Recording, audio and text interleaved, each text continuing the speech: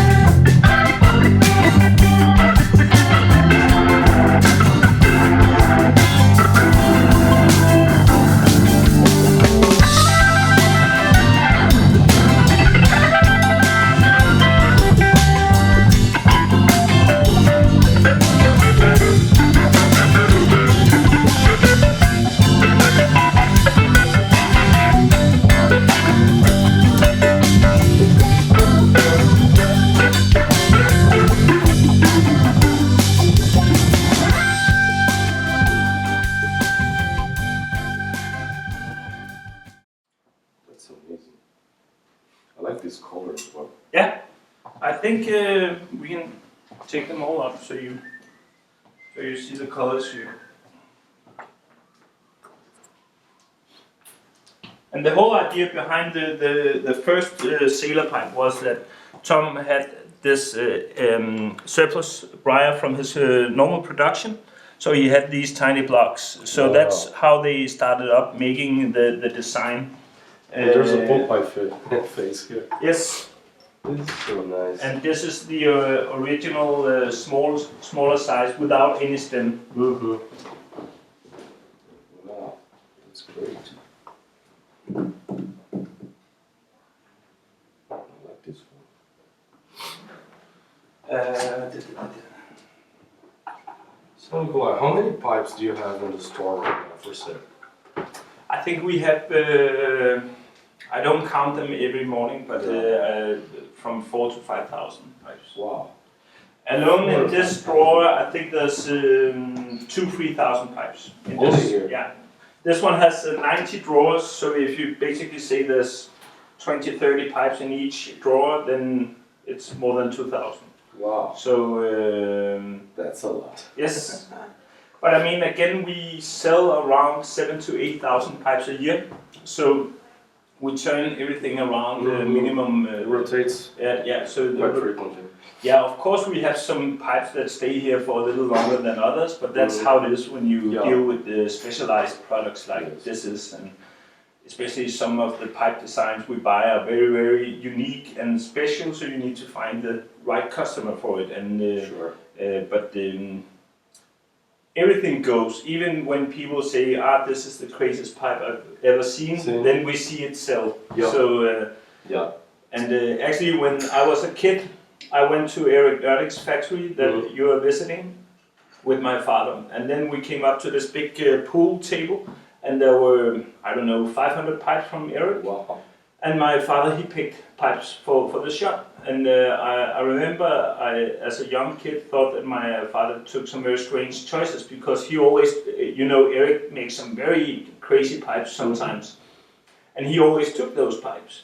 And I asked him, why do you always take the pipes that he has colored green or yellow? And then he says, well, they are the ones who shall get people's eyes to open and make the other stuff sell. But what also happened was that often these eye catchers, they were the first to sell. So basically I've just learned from him, yes. And what was your father's name? Stefan. Stefan. Yeah. And he founded the Danish Pipe Shop? Yes, he did, in 1969. Wow.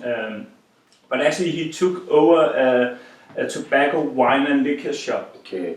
And for a while, the guy he bought the shop from, he was then employed by my father. And I think it was in '73, he decided to take out all the liquor and then only have pipes.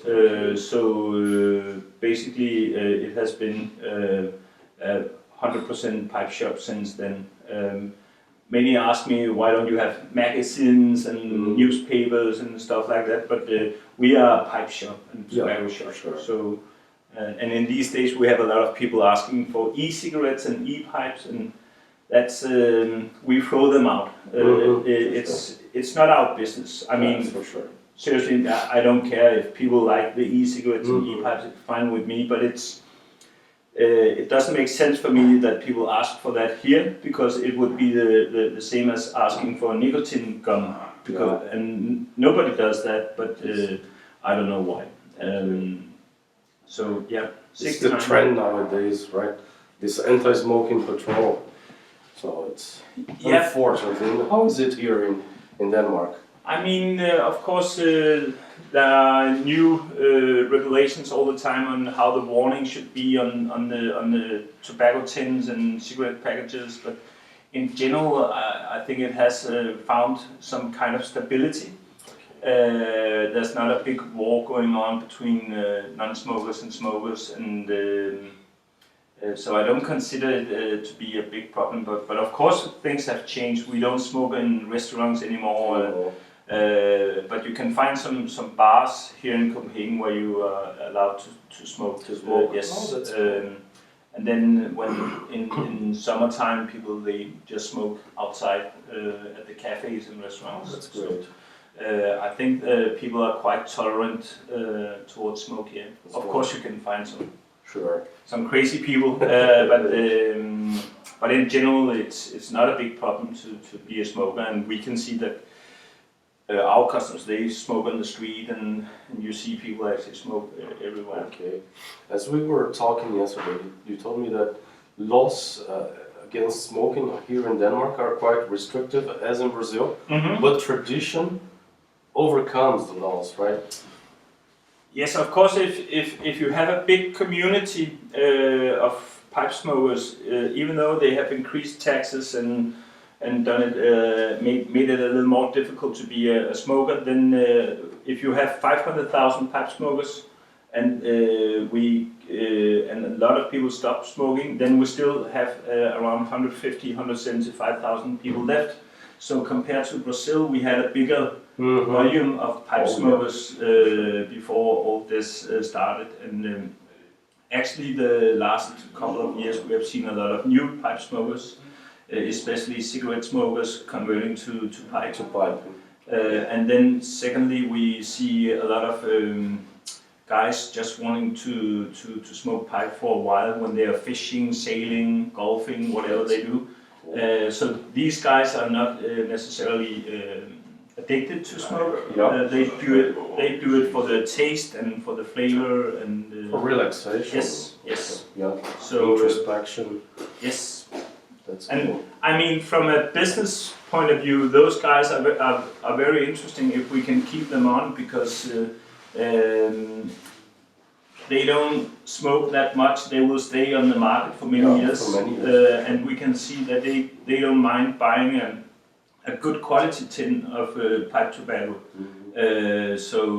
And one thing regarding Denmark and a lot of pipe smokers, one have to remember one thing. In the 70s and 80s and 90s, pipe tobacco was very, very cheap here. There was a special tax on pipe tobacco that made it much more attractive to smoke pipe compared to cigarettes. And so in those days, a lot of smokers chose to smoke pipe, not because they necessarily loved the pipe smoking, but because it was cheaper. So, and that situation has turned around. That's not how it is anymore. I think if you smoke cigarettes or pipes, it's basically the same financially. So I think that's a very important point to stress. So the pipe smokers that we have left are here because they love the smoke and the pipes and the tobacco. Well, talking about tobacco, what is your customer's preference? I mean, they like aromatics, English?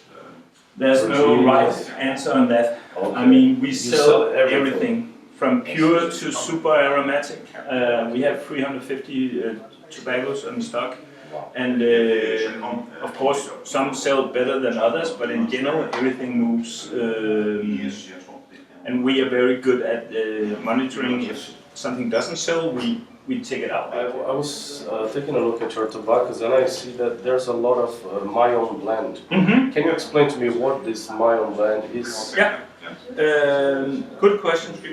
My own blend is owned by a Scandinavian tobacco group. Yes, STG. And STG, they produce almost all the big brands and also old Swedish brands, Danish brands, and then they have this my own blend brand as well. And basically what they use my own blend for here in Denmark is that some of the big brands that are not selling good enough in pouches, it could be a tobacco called Hamilton from Sweden, it could be something called Scandinavic. What they do is that they put it on the tins of my own blends, because then they don't have to print Danish pouches and warnings, etc. But for many it's considered to be some of the best quality. I think they have 4 or 6 guys traveling around the world to find the best tobacco. My own blend was actually called Paul Olsen, and that was a pipe shop here in Copenhagen. And he had where you could come and then he mixed the tobacco. So some of the prescriptions, the numbers from my own blend is very, very old recipes. Yes. And in those days you could come in and say, I would like to design my own mixture. And then you could call it Brazil number 1. And then you could come back and order exactly the same, and you could say to your friends, you can go down there and order Brazil number 1. That's great. That doesn't happen in the same level, but still it is possible. We have some customers who are very specific and say, I would like a mixture of this and this and this, and then my own blend do it for them. And they name it? Yes. Wow, yes. That's great. The only thing with those types is that one has to order minimum 5 tins of 100 gram. Otherwise it's too little. I see. Yeah, it doesn't compensate, right? Yeah. I see. And well, we talked about tobaccos, and now going to the pipes. We all know that Denmark has a great area of the best and the finest pipe makers in the world. Can you tell us a little about them? Are they your customers, your friends? The pipe makers? Yeah. They are They are suppliers, so and friends. Many of them are friends. I mean, I think we have 95% of the top pipe makers, and the few we don't represent, they just don't produce enough to have us as customers. I really like the Danish pipe makers because it's a kind of community, and that's also why one of the reasons why they are successful. They talk to each other. They don't consider each other as competitors. So they, in a way, develop each other by discussing pipe design, and still they respect that this guy he likes this design, and this guy he likes another design. And, of course, some of the pipe makers consider each other as competitors, maybe one or two or three, but in general they are all very good friends. All good friends. When we relocated and opened up this shop, we had 500 people at the opening, and basically all the pipe makers were here. Yeah, and drinking all my beer. So. Oh, I see. I'm seeing there Tom Elton. You have some pipes by Elton. Yes. There. Yes. What else do you have from Danish pipe makers? Eric's. We can start here. Tom Elton. We have this is actually a Swedish guy we call Andreas Benwick, but I mean for us he is almost Danish. Danish. And then we have Ken Rasmussen, Teddy Knudsen. We have Anna Julie. We have Tao. We have Former. We have Lasse Skovgaard and Benny Jorgensen. We have one of the young guys called Henry Pipes. Henry Sorensen. Danish, everything is Danish.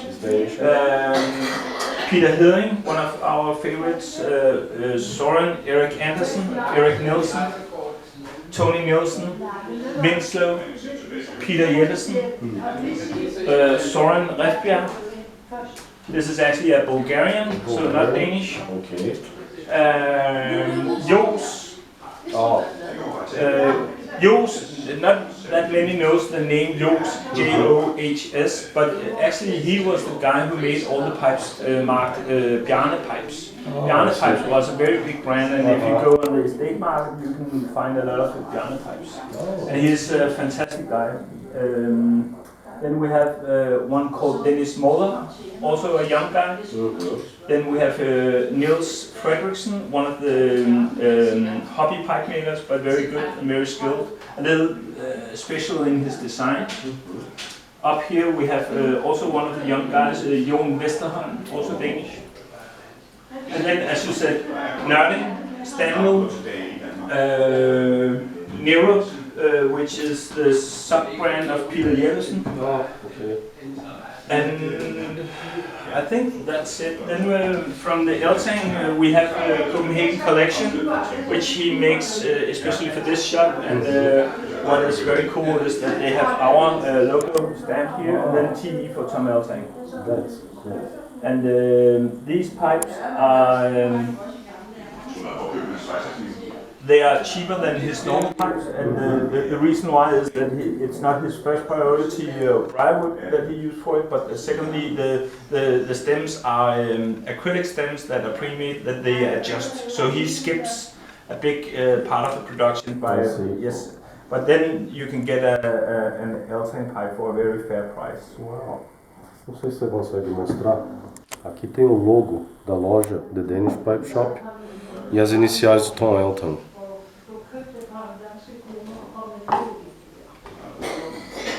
It's even more clear here. Olha outro aqui, ó. Yeah.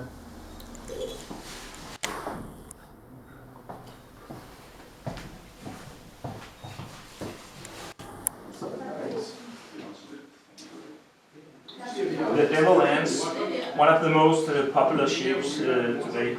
Yeah. Yes. But basically that's the Danish side, and then we have Dunhill pipes, Peterson pipes, Rotary pipes. We have a Danish brand called White Star that is made in Italy, nice classical affordable pipes. We have of course a lot of estate pipes where we have them in sections of Danish, Daniel, other countries, and English. And I see you have a lot of accessories as well. Everything that a pipe smokers need, Yes. including those great bags. Yes. And I can see some Claudio Vieri there. Yeah, Claudio, yes. These are top quality. Yeah, Claudio is probably the best you can get. It's of course also a higher price, but one has to remember that everything is handmade by him, Handmade, for sure. and he makes one thing at a time. And I hope that people will appreciate his work, because he is doing a lot of work in promoting himself and making a business. But it's a tough business to start up in, because you can get a leather bag for 50 euro, and then you can get a leather bag for 500 euro. And people need to feel and know and understand the difference. Since you talk about this difference of price, I get asked a lot by my audience if there is any difference between like a 50 euro pipe and a 5,000 euro pipe. Is there really any difference? What do you think? Basically not in the smoking quality. You can be lucky and buy a pipe for 20 euro and then it smokes great. You can also be unlucky, and it's the same thing with a 5,000 euro pipe. You can actually buy a 5,000 euro pipe, and then the smoke will not be the greatest smoke you have ever had. And people have to understand that it's a piece of nature that you cut into. You can understand and read the wood, but you can never judge it. You can never forecast how will this smoke. And it's a question I get often: is this a good smoke? And I say, I don't know. I don't know. And I mean, I have 70, 100 pipes myself, and I have maybe 4 or 5 that I've never became friends with, and I have no explanation. So I think if you're a pipe smoker, you just need to realize that's how it is. But gladly you have the whole estate market. So today, if you buy a pipe, you can always sell it again. Of course you can't probably get the full price, but you can get some of your money back. So that's how I do it. Yes. And ship them to the next one. And maybe the next guy, he will say, this is the best pipe I've ever smoked on. It's, so that everybody is looking for some kind of mathematical solution to this, and it doesn't exist. I've been in pipes my whole life. You can ask Eric later today, and he will say the same. The same thing. Yeah. So that's how it is. Yeah. Just you mentioned about shipping. You ship your products worldwide. Worldwide, yes. Except for tobaccos. Some countries tobacco are very tricky, and unfortunately Brazil is one of them. So I wouldn't order tobacco if I'm in Brazil. Shipping pipes and accessories for Brazil is not a problem. But tobacco is actually forbidden. Yes. Forbidden. But many countries it is forbidden. But the thing with in Europe here, where you have the EU and the open borders, there are not that strict control on packages going from Denmark to Sweden, Sweden to Denmark, etc. So it's not a problem within the EU, and for instance we ship a lot to the States as well, and we don't have any problems with that. So can you mention some other countries in which it is forbidden to send? Because Brazilians tend to think that only Brazil is like that. Russia, Turkey, Israel. Oh, yeah. They're all forbidden. It is. To be honest, I don't know if it's forbidden, but I know it's impossible to get tobacco in. When we ship it to those countries, we get it back. It simply gets refused by the customs control. I see. So it works just like Brazil. Yeah. Unfortunately. Yeah. Yeah, Russia, Brazil, actually also Norway and India. Oh, India. I see. So, but as I told you yesterday, the Brazilian customs control, they are very, very good. They find everything, and it's the same with the Turkish customs control. I'm very impressed by them because I mean, I can't imagine the amount of packages going into Brazil or Turkey, but still they catch it. I don't know if it's dogs or scanners. They find wherever they want. Yeah. When they don't want, Yeah. they never find it. So buy your pipes and accessories, and then find a friend visiting Copenhagen and have him or her to bring it to back. Actually, we see a lot of orders where it's people from outside Denmark ordering, and then they order it as a pickup. Then they have some friend visiting, so they pay for the tobacco, and then the friend comes and pick it up here, which we don't mind. I just saw one of your oldest clients here coming in. Mm? What's his name? I forgot his name. John, or Mr. Tula. Mr. Tula.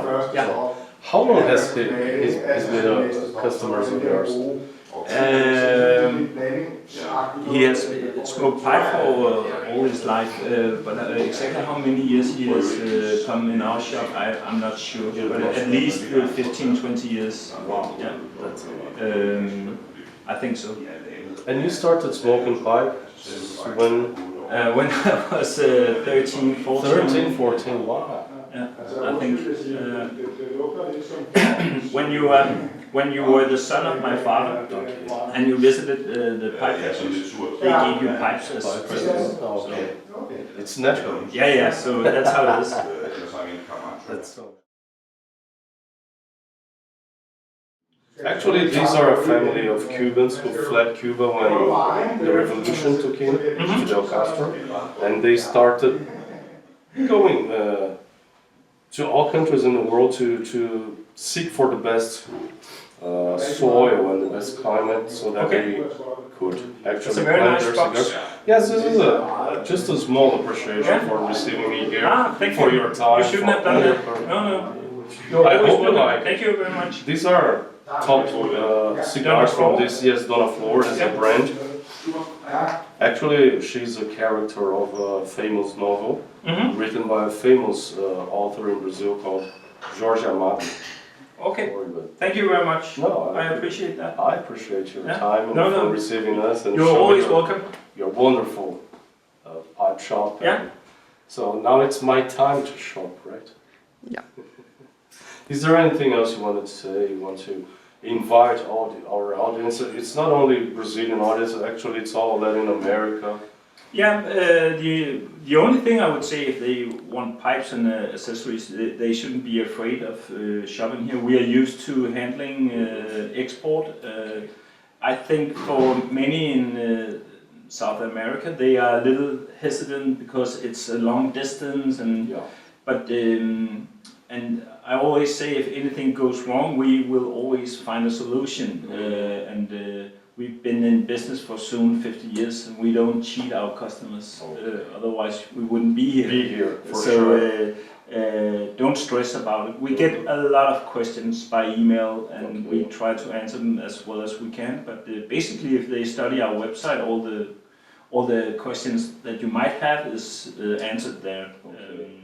And we launched a new website in this summer, which I think is fantastic and very nerdy. You can go in and you can look for pipes in different grams or length, weight, etc. So there are so many filters that you can adjust. And an important thing as well is that you can choose to see the prices in dollars or euro, and you can actually check out and pay in dollars or euro, so you don't have to do the conversion. And for people who purchase in outside the EU, then they get the VAT yes, free, right?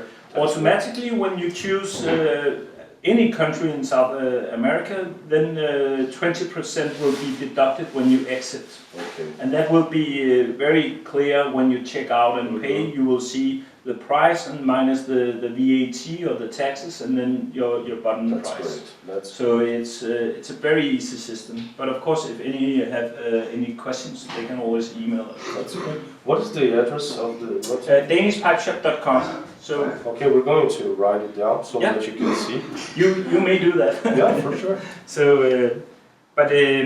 and I just had a meeting with the Danish Postal Service who service us, and they have no clients that has such big diversity in the number of countries they ship to. I mean, we ship literally to India, Hawaii, USA, Canada, Dubai, wow. Sweden, Norway, Finland, everywhere. And we have done it for quite many years now, so we have the experience.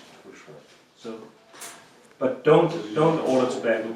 No. Then you will get an email from us that it's a bad idea. It's a bad idea, and the responsibility is not on you. Yeah, and the problem, just to explain it, the problem for us is that people who buys only tobacco, and we know it's going to be a problem, we say no because, to be honest, we have a 10% profit on tobacco. Okay. So it's a lot of work and a lot of time wasted on nothing. On nothing. And the only thing you get out of it is a customer that is stressed, and we work for free, basically. So that's why we are becoming a little more strict about that, because in the old days we were nice, and then we thought maybe it will go well. And when you have done that 50 times and found out that it didn't go well, yes, then you should maybe just, yeah. So that's what we are doing right now. Okay. That's great. Yeah. So, Nikolaj, thank you so much. Yeah? You're welcome. It was a pleasure being here, meeting you personally. And now it's my time to shop. Yeah. But just spend all your money. Yeah, I don't mind. All I can. Então é isso, pessoal. Espero que vocês tenham gostado desse vídeo aqui na Danish Pipe Shop. Assim como eu adorei ter feito. Eu não pude fumar aqui, depois eu explico para vocês. Tive um probleminha de sinusite, coisa e tal, então estou tomando remédio, porque é o que dá, brasileiro querer vir para a Escandinávia no inverno, é isso que acontece, né? A gente sempre acha que vai estar bem preparado, mas não está. Mas é isso, espero que vocês tenham gostado, vocês viram tudo que o Nikolaj falou. Entre no site da Danish Pipe Shop, dá uma olhadinha, e qualquer coisa, como ele disse, manda um e-mail para eles que eles vão ter o maior prazer em atender vocês, ok? Grande abraço a todos e até a próxima.